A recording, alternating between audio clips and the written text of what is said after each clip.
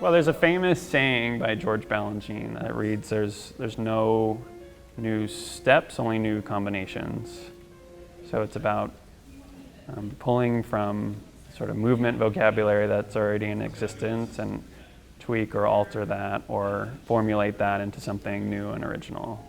I think each ballet I create is very much a part of who I am at that moment in time, and a lot of the ideas are very personal ideas that I think about a lot that eventually get folded into the workings of the ballet itself.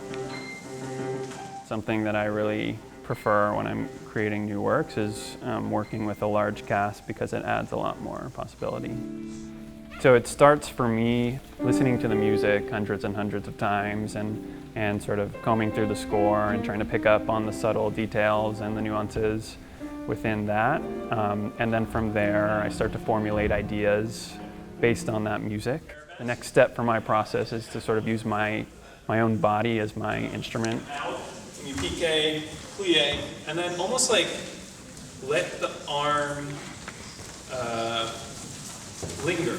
I also spend a lot of time sketching and drawing patterns and formations.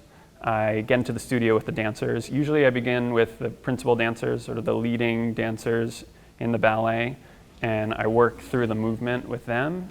The ideas I have are thrown at these dancers and they kind of meet me halfway, and the idea turns into something else based on the chemistry that occurs between myself and the specific dancer. And then there's a lot of time spent working with the corps de ballet, making sure they move in an interesting and efficient manner.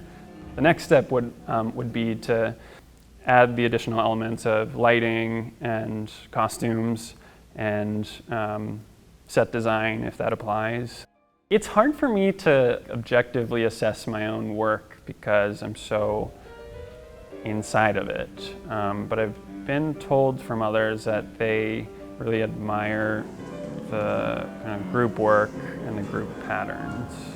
And I think that maybe the way that my ballets have been formatted so far is not so kind of like cut and dry with the format of it. It's constantly moving and shifting and changing, and there's moments when there's a solo dancer performing and then they get absorbed into the corps and then it changes into maybe like a pas de deux, and it's not so obvious, I think. I hope, at least.